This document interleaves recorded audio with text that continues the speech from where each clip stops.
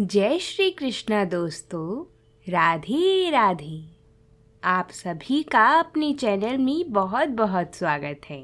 आप सभी को हमारी तरफ से गणगौर की बहुत बहुत शुभकामनाएं। आज हम आप सभी के लिए गणगौर की 3 पौराणिक कथा लेकर आए हैं, जिन्हें गणगौर व्रत में सुना जाता है। यह व्रत चैत्र माह की शुक्ल पक्ष की तृतीया को मनाया जाता है। इस दिन सुहागिन स्त्रियां व्रत रखती हैं। गणगौर शब्द में गण का अर्थ शिव से है और गौर का अर्थ पार्वती है। इस प्रकार 2 शब्द से मिलकर गणगौर शब्द बना है। भगवान शंकर ने अपनी अर्धांगिनी पार्वती जी को और पार्वती जी ने तमाम स्त्रियों को सौभाग्य वर दिया था। गणगौर की पूजा में मिट्टी की गौरी माता बनाकर अर्थात गौर बनाकर उस पर चूड़ी महावर सिंदूर चढ़ाने का महत्व है। चंदन अक्षत धूप दीप तथा उसकी पूजा की जाती है और सुहाग सामग्री चढ़ाई जाती है। इसके बाद भोग लगाने का नियम है। जो भी स्त्री इस व्रत को करती है उसे गौर पर चढ़े सिंदूर को अपनी मांग में लगाना चाहिए, क्योंकि ऐसा करना बहुत ही शुभ माना जाता है।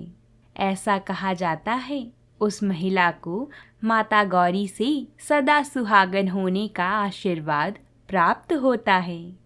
आइए अब हम सभी गणगौर की कथा को शुरू करते हैं। तो बोलिए भगवान शंकर की जय हो। एक समय की बात है, भगवान शंकर माता पार्वती जी एवं नारद जी के साथ भ्रमण हेतु चल दिए। वे चलते चलते चैत्र शुक्ल तृतीया को एक गांव में पहुंचे। उनका आगमन सुनकर ग्राम की निर्धन स्त्रियां उनके स्वागत के लिए थालियों में हल्दी एवं अक्षत लेकर पूजन हेतु तुरंत पहुंच गईं। पार्वती जी ने उनके पूजा भाव को समझकर सारा सुहाग रस उन पर छिड़क दिया। वे अटल सुहाग प्राप्त कर लौटीं। धनी वर्ग की स्त्रियां थोड़ी देर बाद अनेक प्रकार के पकवान सोने चांदी के थाल में सजाकर पहुंची। इन स्त्रियों को देखकर भगवान शंकर ने माता पार्वती से कहा, तुमने सारा सुहाग रस तो निर्धन वर्ग की स्त्रियों को ही दे दिया, अब इन्हें क्या दोगी? पार्वती जी बोली, प्राणनाथ, उन स्त्रियों को ऊपरी पदार्थ से बना रस दिया गया है, इसलिए उनका रस धोती से रहेगा, परंतु मैं इन धनी वर्ग की स्त्रियों को अपनी अंगुली चीरकर रक्त का सुहाग रस दूंगी, जो मेरे समान सौभाग्यवती हो जाएंगी। जब उन स्त्रियों ने पूजन समाप्त कर लिया, तब पार्वती जी ने अपनी अंगुली को चीरकर उस रक्त को उनके ऊपर छिड़क दिया। जिस पर जैसे छींटे पड़े उसने वैसा ही सुहाग पा लिया। इसके बाद पार्वती जी अपने पति भगवान शंकर जी से आज्ञा लेकर नदी में स्नान करने चली गईं। स्नान करने के पश्चात बालू मिट्टी से शिवजी की मूर्ति बनाकर पूजन किया, भोग लगाया तथा प्रदक्षिणा करके 2 कणों का प्रसाद खाकर मस्तक पर टीका लगाया। उसी समय उस पार्थिव लिंग से शिवजी प्रकट हुए तथा पार्वती जी को वरदान दिया कि आज के दिन जो स्त्री मेरा पूजन और तुम्हारा व्रत करेगी उसका पति चिरंजीवी रहेगा तथा मोक्ष को प्राप्त होगा। भगवान शिव यह वरदान देकर अंतर्ध्यान हो गई। इतना सब करते करते पार्वती जी को काफी समय लग गया। पार्वती जी नदी के तट से चलकर उस स्थान पर आईं जहाँ पर भगवान शंकर और नारद जी को वह छोड़कर गई थीं। शिव जी ने विलंब से आने का कारण पूछा तो इस पर पार्वती जी बोलीं, मेरे भाई भावज नदी किनारे मिल गई थी, उन्होंने मुझसे दूध भात खाने तथा ठहरने का आग्रह किया। उसी कारण से आने में देर हो गई। ऐसा जानकर अंतर्यामी भगवान शंकर जी भी दूध भात खाने के लालच में नदी तट की ओर चल दिए। पार्वती जी ने मौन भाव से भगवान शिव जी का ही ध्यान करके प्रार्थना की, भगवान आप अपनी इस अनन्य दासी की लाज रखिए। प्रार्थना करती हुई पार्वती जी उनके पीछे पीछे चलने लगी। उन्हें दूर नदी तट पर माया का महल दिखाई दिया। वहां महल के अंदर शिवजी के साले शिवजी और माता पार्वती का स्वागत किया। वे दोनों 2 दिन वहां रहे। तीसरे दिन पार्वती जी ने शिवजी से चलने के लिए कहा तो भगवान शिव चलने को तैयार न हुए। तब पार्वती जी रूठकर अकेली ही चल दी। ऐसी परिस्थिति में भगवान शिव को भी पार्वती जी के साथ चलना पड़ा। नारद जी भी साथ चल दिए। चलते चलते भगवान शंकर बोले, मैं तुम्हारे मायके में अपनी माला भूल आया हूँ। माला लाने के लिए पार्वती जी तैयार हुईं तो भगवान ने पार्वती जी को ना भेजकर नारद जी को भेजा। वहां पहुंचने पर नारद जी को कोई महल नजर नहीं आया। वहां दूर दूर तक जंगल ही जंगल था। अचानक वहां बिजली कौंधी और नारद जी को शिव जी की माला एक पेड़ पर टंगी दिखाई दी। नारद जी ने माला उतारी और शिव जी के पास पहुंचकर यात्रा कर कष्ट बताने लगे। शिव जी हंसकर कहने लगे, यह सब पार्वती जी की ही लीला है। वह अपने पूजन को गुप्त रखना चाहती थीं, इसलिए उन्होंने झूठ बोला और अपने सत के बल पर यह माया रच दी। तब नारद जी ने देवी माता से कहा कि माँ, आप सौभाग्यवती और आदि शक्ति हैं। ऐसे में गुप्त रूप से की गई पूजा ही अधिक शक्तिशाली एवं सार्थक होती है।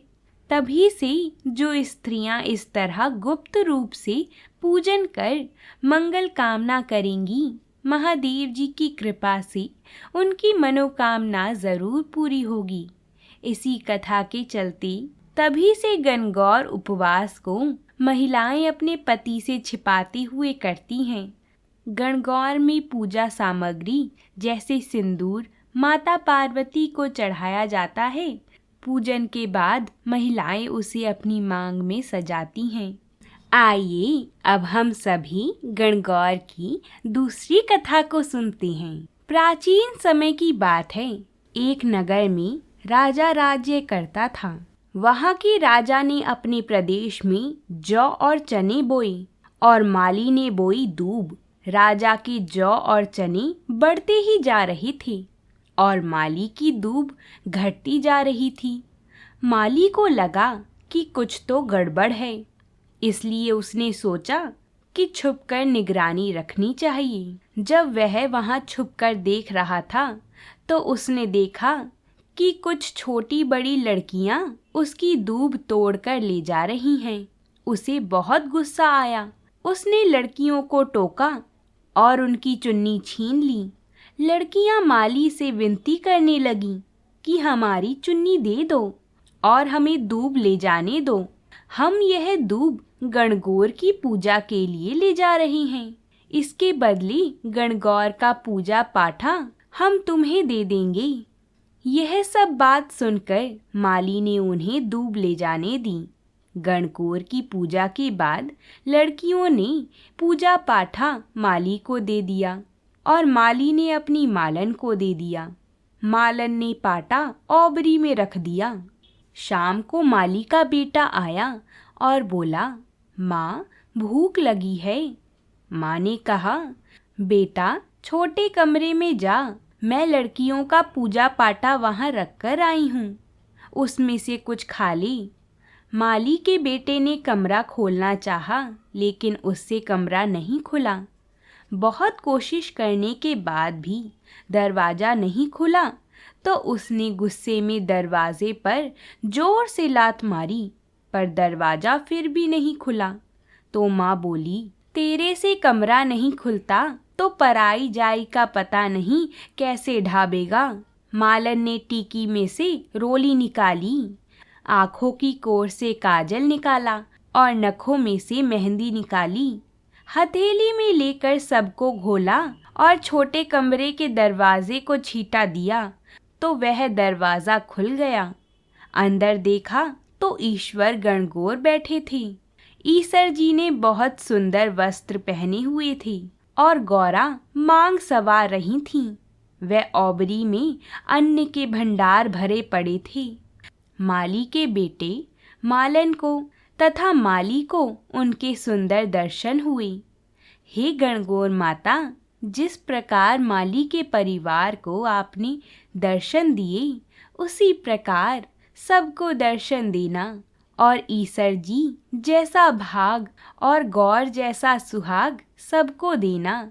कहानी कहने वाले को, हुंकार भरने वाले को सबको देना और सबको अमर सुहाग का आशीर्वाद देना।